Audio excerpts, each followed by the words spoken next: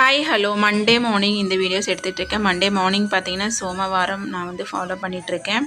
சோமவாரம் என்னென்னு பார்த்தீங்கன்னா திங்கட்கிழமையை தான் குறிக்கும். சோமவாரம் 21 வாரம் பார்த்தீங்கன்னா நீங்கள் வந்து இதை ஃபாலோ பண்ணிவிட்டு வந்தீங்கன்னா உங்களோட கஷ்டம் எல்லாமே தீரும் அப்படின்றது ஒரு நம்பிக்கை இருக்குது.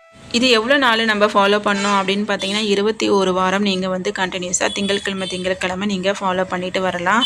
வளர்ப்பிறையில் ஸ்டார்ட் பண்ணிங்கன்னா உங்களோட செல்வம் வளரும் அப்படின்றது நம்பிக்கை. தேய்பிறையில் ஸ்டார்ட் பண்ணிங்கன்னா உங்களோட கஷ்டம் எல்லாமே வந்து தேர்ந்து போகும், கடன் எல்லாமே தீர்ந்து போகும் அப்படின்றதான் நம்பிக்கை. நீங்கள் உங்களுக்கு எந்த மாதிரி பிரச்சனை இருக்கோ அந்த மாதிரி நீங்கள் ஸ்டார்ட் பண்ணுங்கள். நம்ம இந்த சோமவாரம் வந்து கடைப்பிடிக்கும் போது பார்த்திங்கன்னா ஏதாவது ஒரு சிவபுராணம் பாடலை நம்ம கண்டிப்பாக பாடணும். அட்லீஸ்ட் தெரிஞ்ச ஒரு 4 லைன் பாட்டையாச்சும் நம்ம பாடணும். இந்த பதிகம் பார்த்திங்கன்னா மேலே இருக்க பதிகம் பார்த்திங்கன்னா எவ்வளோ பிரச்சனை இருந்தாலும் பிரச்சனையை நீக்கி நமக்கு நிம்மதியான வாழ்க்கையை தரக்கூடிய பதிகம். இந்த 4 லைனில் நீங்கள் 3 டைமு நீங்கள் படிச்சுட்டு வந்தாலே போதும். நம்மளுக்கு இருக்கிற எல்லா பிரச்சனையுமே வந்து தீர்ந்து நம்மளுக்கு நிம்மதியான வாழ்க்கை கிடைக்கும் அப்படின்றது நம்பிக்கை.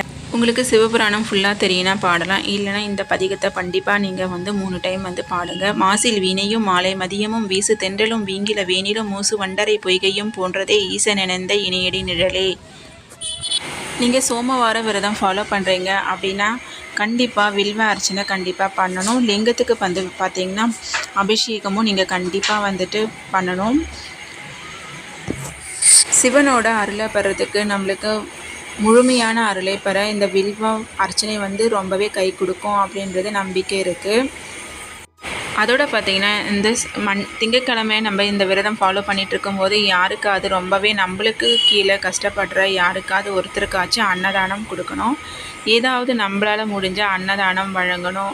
அந்த மாதிரி நம்ம அன்னதானம் கொடுக்கும்போது நம்மளோட நிலைமை கண்டிப்பாக மாறும் அப்படின்றது நம்பிக்கை இருக்குது. இந்த வீடியோ பிடிச்சுன்னா இந்த வீடியோக்கு ஒரு லைக் கொடுங்க. சேனலை ஃபஸ்ட் டைம் பார்க்குறீங்கன்னா சப்ஸ்கிரைப் பண்ணிவிட்டு சப்போர்ட் பண்ணுங்கள். தேங்க்ஸ் ஃபார் வாட்சிங் ஃப்ரெண்ட்ஸ். பாய். இன்னொரு வீடியோவில் பார்க்கலாம்.